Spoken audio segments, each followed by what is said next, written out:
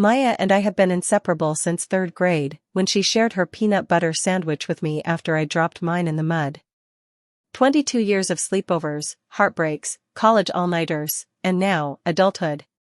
When she got engaged to Daniel last year, a genuinely kind, steady guy who treats her like gold, we all knew her 30th birthday had to be epic. Not just a dinner or a weekend getaway. Something legendary. 4 months, Maya saved every spare dollar. She skipped lattes, sold old clothes, even took on freelance design gigs after her full-time job. Daniel, bless him, handled the logistics. He found this stunning oceanfront house in the Outer Banks, 3 stories of cedar shingles, wraparound decks, a private boardwalk to the beach, and a hot tub under the stars. It slept 8. We planned for 6, me, Jordan, Maya, Daniel, Priya, my college roommate, Theo, Priya's on-again off-again boyfriend, and Ava, Maya's cousin, sweet but quiet. We called it Project 30. Group chats exploded with mood boards, playlist suggestions, and debates over whether to rent bikes or kayaks. Maya's eyes lit up every time she talked about watching the sunrise from the deck with coffee in hand. This wasn't just a trip, it was her milestone, her reward for years of hard work and quiet resilience. Day 1, paradise, or so we thought. We arrived on a Saturday afternoon under a sky so blue it looked photoshopped.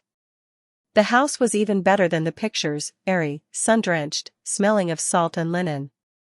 We unpacked, cracked open champagne, and toasted Maya on the deck as the sun dipped into the Atlantic.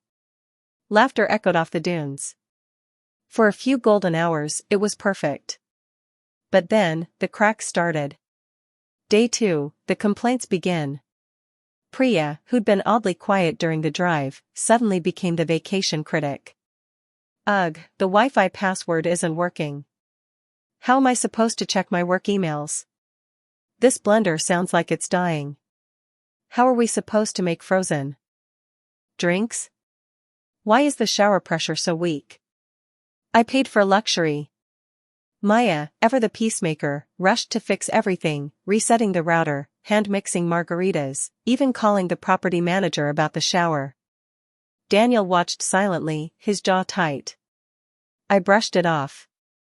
Maybe she's just jet-lagged, I thought. But then came the passive-aggressive comments at dinner. I guess some people don't mind roughing it. Back at my place, everything just works. Maya's smile grew thinner with every jab. Day 3, the birthday dinner debacle. This was the big one. Maya had been talking about this reservation for weeks, a cliffside seafood restaurant with panoramic ocean views, live jazz, and their famous lobster risotto. She wore a new dress. Did her hair. Lit up like a firefly. At 6:45 p.m., as we were about to leave, Theo nonchalantly said, "Oh, hey, Ava and I booked jet skis for 7. Priya's coming too. We'll catch up later." Maya froze. But, dinner? The reservation's at 7:30. It's non-refundable. Priya waved a hand. It's just dinner, Maya. Live a little. We'll grab something after. They left, laughing, without a backward glance. We sat at that restaurant for 2 hours. Maya picked at her bread, eyes glistening. Daniel kept refilling her wine glass. I held her hand under the table. When they finally stumbled in at 10 p.m., sunburned, tipsy, reeking of coconut sunscreen, Maya tried to smile. But Priya just plopped into a chair and said, "Ugh, you guys look like you had so much fun. Bet it was boring without us." That's when Maya excused herself to the bathroom, and didn't come back for 20 minutes. Day 4, the gaslighting begins.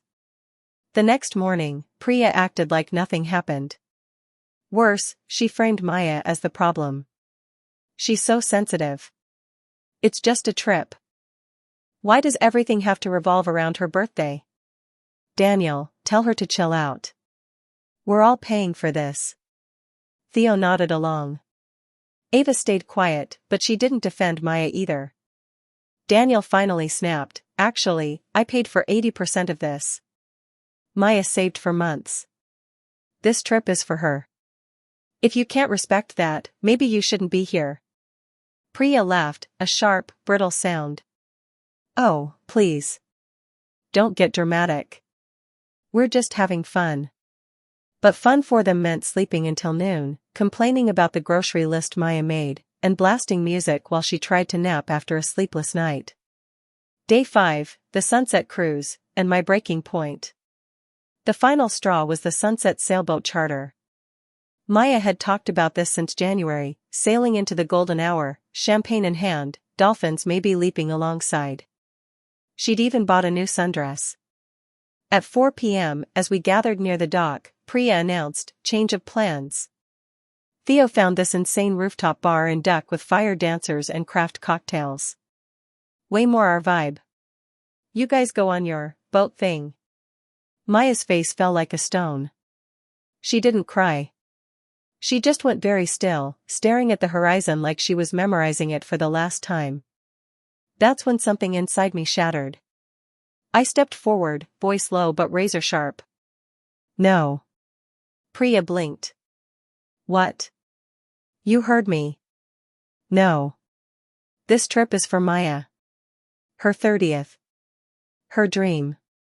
And you three have done nothing but undermine her, disrespect her, and treat her joy like an inconvenience since we got here. Pack your bags. You're leaving. Now. Silence. Even the seagulls seemed to pause. Priya's eyes widened in outrage. You can't do that. Daniel booked the house. Daniel stepped beside me, his voice calm but final. Jordan is right. And you're wrong. All three of you.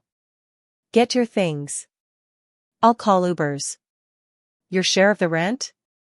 Consider it donated to Maya's therapy fund. Theo stood up, furious. This is insane. We're your friends. Friends don't sabotage. Someone's milestone birthday, I said. Friends show up. You didn't. Ava started crying. Priya screamed about entitlement and ruining our vacation. But Daniel was immovable.